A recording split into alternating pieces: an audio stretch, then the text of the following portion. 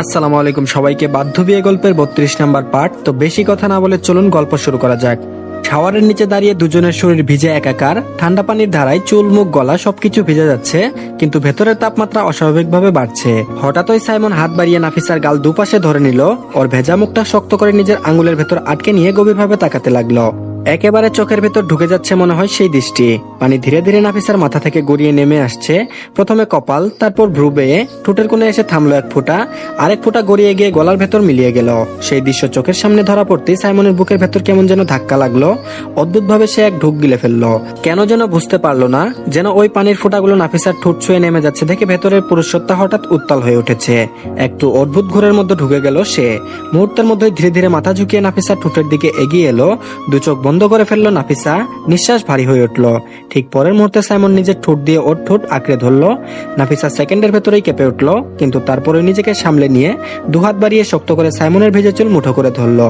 যেন ওকে ছেড়ে দেওয়া মানে নাফিসার জন্য কাল হয়ে যাওয়া, যেন ওকে ছেড়ে দেওয়া মানে নাফিসার শ্বাস বন্ধ হয়ে যাওয়া। এটাই মনে হলো নাফিসার জন্য কাল হয়ে উঠল। সাইমনকে না চাইতেও উস্কে দিল। 34 বছরের প্রাপ্তবয়স্ক যুবকের প্রতিটি ইন্দ্রিয় তখন উত্তাল। সেই চুম্বন এক মুহূর্তে তাকে আরো উন্মাদ করে তুলল। ঠোঁটের প্রতিটি ছোঁয়ায় যেন সে নাফিসার ভেতর নিজের এক নতুন রাজত্ব শুরু করলো। শক্ত হাতে কোমর জাপটে ধরলো, নিজের শরীরের সাথে আরো মিশিয়ে নিল নাফিসাকে। দুজনের বুক একসাথে ধকধক করতে লাগলো। ঠোঁটের দীর্ঘ লড়াই শেষে সাইমন ধীরে ধীরে নিচে নামতে শুরু করলো। ঠোঁট বুলাতে বুলাতে নামলো গলা অব্দি। এক একটা সোয়া নাফিসা শিউরে উঠছে। শাওয়ারের নিচে দাঁড়িয়ে তার কণ্ঠ থেকে চাপা গুঙ্গানি বেরিয়ে আসছে। সাইমনের ঠোঁট এসে থামলো গলার বাঁকানো জায়গায়। ওখানে নাফিসার ছোট্ট বিউটি বোনের উপর কালো সেই তিল জল করছে। চোখের দৃষ্টি আটকে গেল সেখানেই। হঠাৎ করে সে শক্ত করে দাঁত চেপে ধরলো ওর উপর, যেন এক অদ্ভুত অধিকার ঘোষণা করছে। নাফিসা আহ শব্দ করে উঠল। শব্দটা এত গভীর, এত অসহায় শোনালো যেন ঘরের ভেতরের পরিবেশ মুহূর্তে আরো বিদ্যুতায়িত হয়ে উঠল। ঠিক তখনই সাইমন হঠাৎ থেমে গেল, যেন নিজের ভেতরের আগুনকে টেনে ধরে রাখতে পারছে না, অথচ চেষ্টা করছে। সে ধীরে ধীরে নাফিসাকে ছেড়ে দিল। কয়েক কদম দূরে গিয়ে দেয়ালে এক হাত ঠেকিয়ে মাথা নিচু করে দাঁড়ালো। বুক দ্রুত ওঠানামা করছে, জোরে জোরে শ্বাস নিচ্ছে। পানির ফোঁটাগুলো কপাল থেকে নেমে মাটিতে পড়ছে, কিন্তু তার ভেতরের অস্থিরতাকে ঠান্ডা করতে পারছে না। শ্বাসের শব্দ এত ভারী যে মনে হচ্ছে চারপাশ বজ্রপাতের মতো গর্জে উঠছে। অন্যদিকে নাফিসা পিঠ ঠেকিয়ে দাঁড়িয়ে আছে, দুই চোখ আধো বুঝে। ভিজে চুল কাঁধ জুড়ে ছড়িয়ে আছে, বুক দ্রুত ওঠানামা করছে, যেন হাঁপানি রোগীর মতো হাঁপাচ্ছে। প্রতিটি নিঃশ্বাস ওই যেন শরীরের ভেতরে ঝড়ের সাক্ষী হয়ে বাজছে। ওয়াশরুমের ভেতর তখন আর শুধু শাওয়ারের শব্দ নয়, দুজন নরনারীর দম ফেলার অস্থির শব্দ, এক অদ্ভুত নীরবতা, আর এক আবেগঘন মুহূর্ত যা কাউকে আর ছেড়ে যেতে চাইছে না। হালকা ধোয়ার মতো কুয়াশা জমে আছে বাথরুমের কাচের আয়নায়। শাওয়ারের ঝরঝর শব্দ থেমে গিয়ে শুধু পানির ফোঁটা টুপটাপ করে পড়ছে মেঝুতে। ভেতরের ভারী পরিবেশটা যেন এক অদ্ভুত নীরবতায় ঢেকে গেছে। সাইমন গভীর এক শ্বাস টেনে নিল, চোখ বুজেই কিছুক্ষণ দাঁড়িয়ে রইল। তারপর ওয়াশরুমের কাপটা খুলে সাদা তোয়ালেটা বের করে ধীরে ধীরে নাফিসার দিকে বাড়িয়ে দিল। কণ্ঠে গম্ভীর্য, চোখে দমন করা আগুন। তারপর বলল, এটা নাও, তোয়ালে পরে রুমে যাও, জামা কাপড় পরে নিও, আর আমার রুম থেকে আমার ড্রেস নিয়ে এসো। কথাগুলো শোনার পর নাফিসা বুক আরো জোরে উঠানামা করতে লাগলো। এতক্ষণ পর্যন্ত যে কাঁপুনি শরীরে ভর করেছিল, সাইমনের গম্ভীর স্বর সেটা আরো বাড়িয়ে দিল। চোখ বড় বড় করে তাকালো তার দিকে। হঠাৎ ওই মুখ ফসকে বেরিয়ে এলো, আপনার সামনে চেঞ্জ করবো। বলার সাথে সাথে জিভ কামড়ে ফেললো, মাথা নিচু করে ফেললো লজ্জায়। সাইমন সঙ্গে সঙ্গে গভীর গলায় ছুড়ে দিল, ইডিয়েট, আমি পিছনে ঘুরে থাকছি, তুমি রুমে গেলে ফ্লোরে ভিজে যাবে, তাই এখানেই চেঞ্জ করো, হারি আপ। এই কথা বলেই সাইমন পিছনে ফিরে দাঁড়ালো। চোখ বন্ধ করে গিলল একটা ঢুক। নিজের ভেতরের অস্থিরতা সামলাতে যেন প্রচেষ্টা চালাচ্ছে। নাফিসা লজ্জায় মনে হচ্ছে কান দিয়ে ধোয়া বেরোচ্ছে, গাল দুটো আগুনের মতো লাল হয়ে গেছে।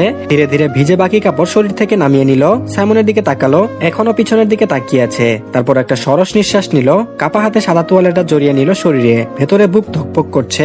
ওয়াশরুমের দরজা খুলে বাইরে বের হওয়ার সাথে সাথেই বুকের ভেতর হাত চাপা দিয়ে জোরে জোরে শ্বাস ফেললো। মনে হচ্ছে ভেতরের ঝড়টা বুকে আর ধরে রাখা যাচ্ছে না। নাফিসা বের হওয়ার সাথে সাথে একটা বড় নিঃশ্বাস ফেলে। সাইমন শাওয়ারের নিচে দাঁড়িয়ে আবারও নিজেকে ভিজিয়ে নিচ্ছে। ঠান্ডা পানি গায়ে পড়ছে, কিন্তু ভেতরের আগুন নিভছে না। মাথা ফেটে যাচ্ছে যন্ত্রণায়। আয়নায় নিজের প্রতিচ্ছবি দেখে গম্ভীর মুখে ফিসফিস করে উঠলো। তারপর বলল, এই মেয়েটার সামনে এলে আমি নিজেকে কন্ট্রোল করতে পারি না। জানি না এই পরিস্থিতি একদিন কোথায় গিয়ে দাঁড়াবে। আরো কিছু ভাবনা ভাবতে থাকলো। ভাবতেই ঠোঁটের কোনায় মৃদু হাসি দেখা দিল। এদিকে নাফিসা নিজের ঘরে গিয়ে আলমারি খুলে ধীরে ধীরে জামা কাপড় বের করলো। সাদা কটন কামিজ, হালকা নীল ওড়না পরে নিল। তবুও বুকের ভেতর ধরপড় থামলো না। মাথার ভেতরে বারবার ফিরে আসছে ওয়াশরুমের সেই মুহূর্ত। সাইমনের গম্ভীর দৃষ্টি, ভিজে স্পর্শ, শরীরের গন্ধ যেন এখনো চারপাশে ভাসছে। ড্রেস পরে দরজা খুলে করিডোরে পা রাখতেই চারিদিকে একবারে নিস্তব্ধ। অন্ধকারে মৃদু হলোয়ের লাইট জ্বলছে। চারিদিকে দেখে নিশ্চিত হলো কাউকে দেখা যাচ্ছে না। স্বস্তির নিঃশ্বাস ফেলে সাবধানে সামনের ঘরের দিকে হাঁটলো। ঘরের দরজা ঠেলে ভেতরে ঢুকতেই ভেতর কেঁপে উঠলো। সাইমন রুমে গাঢ় পুরুষালী গন্ধ ভাসছে, মাটির মতো কাঠের মতো শক্তিশালী। সেই গন্ধ যেন আবারও নাফিসাকে মাতাল করে দিল। মাথায় ভেসে উঠলো আবারও সব ঘটে যাওয়া সেই মুহূর্তগুলো। মনে হতেই গাল জ্বলে উঠলো লজ্জায়। ধীরে ধীরে আলমারির কাছে গিয়ে হাত রাখলো। ভেতর থেকে একটা অফ হোয়াইট টি শার্ট আর কালচে গ্রে ট্রাউজার বের করলো। পোশাক দুটো বুকে চেপে ধরে দাঁড়িয়ে রইল কিছুক্ষণ। মনে হচ্ছে এই কাপড়ের গন্ধ তাকে সাইমনের আরো কাছে টেনে নিচ্ছে। তারপর ধীরে ধীরে আবার দরজা খুললো। করিডোরের চারপাশে একবার তাকালো, সব ফাঁকা। নিঃশ্বাস বন্ধ করে পা টিপে টেপে নিজের ঘরের দিকে এগিয়ে গেল। দরজা ভিড়িয়ে ভেতরে ঢুকেই বুক ভরে নিঃশ্বাস ফেললো। চারপাশ নিস্তব্ধ, কিন্তু ভেতরের ভেতরে নাফিসার হৃদস্পন্দন এখনো বজ্রপাতের মতো বাজছে। মনে হচ্ছে আজকে রাতটা তার জন্য একেবারেই আর স্বাভাবিক থাকবে না।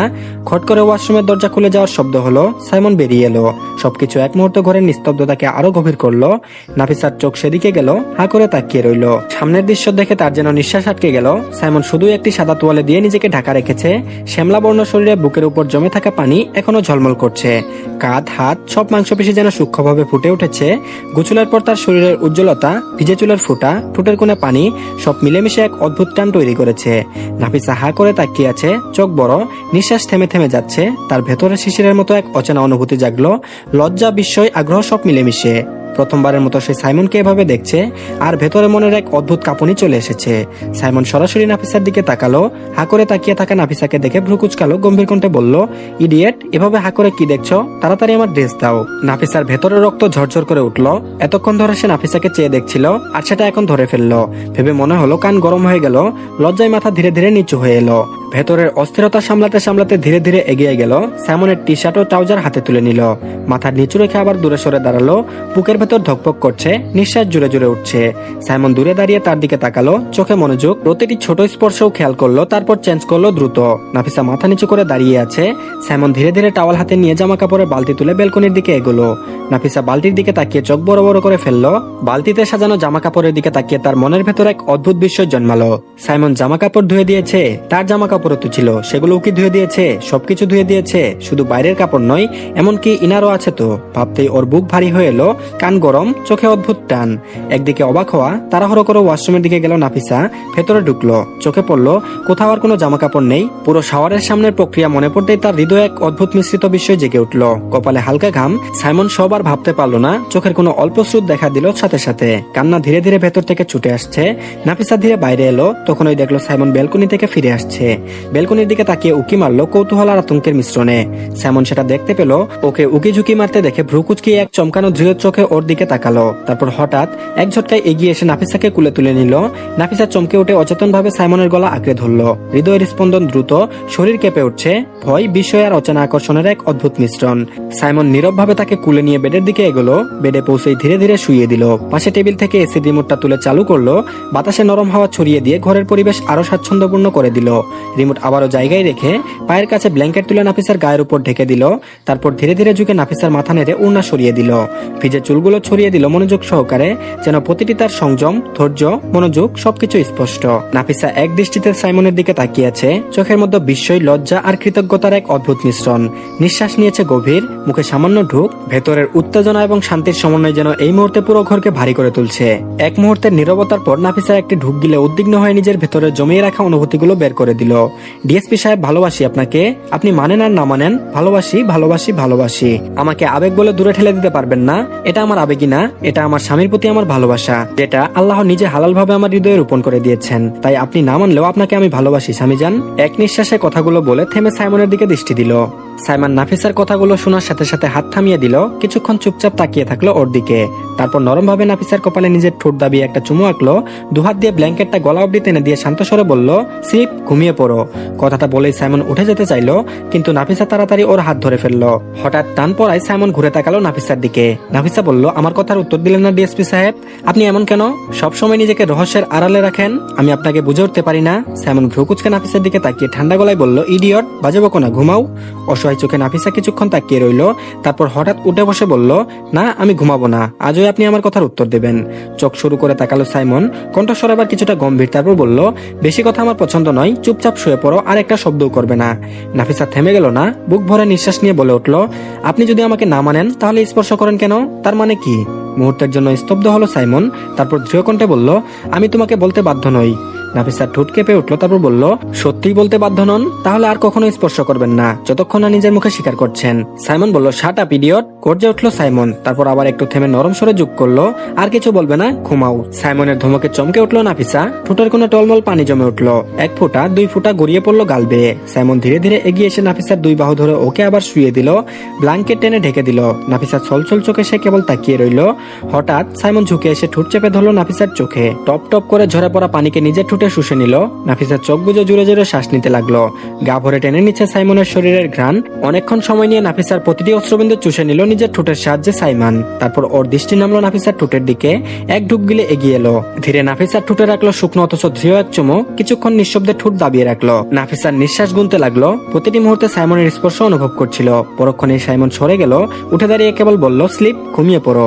এই বলেই ধীর কদমে ঘর থেকে বেরিয়ে গেল সাইমন। নাফিসা ওর চলে যাওয়ার দিকে চেয়ে দীর্ঘশ্বাস ফেললো, তারপর মনে মনে বলল, এই মানুষটার মধ্যে এত রহস্য কেন? আমি কখনোই বুঝে উঠতে পারি না। ভাবতে ভাবতে চোখ ভারী হয়ে এলো। অবশেষে ঘুমের দেশে হারিয়ে গেল নাফিসা। তো ধন্যবাদ সবাইকে, আজকের পার্টটি এই পর্যন্তই। পরবর্তী পার্ট দিলে অবশ্যই কমেন্ট বক্সে লিঙ্ক দিয়ে দেওয়া হবে, সবাই অবশ্যই দেখে নেবেন আর অবশ্যই আমাদের চ্যানেলটিকে সাবস্ক্রাইব করে নেবেন। ধন্যবাদ সবাইকে, ভালো থাকবেন সবাই, আল্লাহ হাফেজ।